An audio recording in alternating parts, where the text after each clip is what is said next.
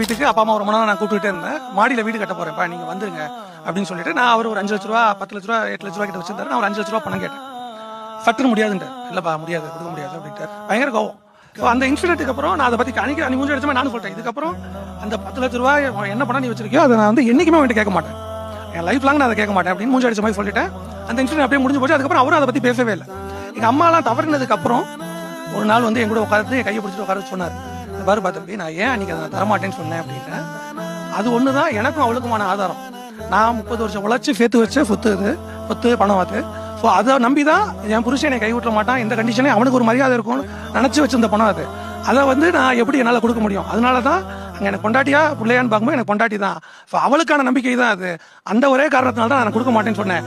இன்னைக்கு அவ இல்ல, நீ என்னை பார்த்து பார்க்குற நம்பிக்கை எனக்கு எப்பயுமே இருக்கு, என்ன வேணா எடுத்துக்கோ நீ அப்படின்னாரு.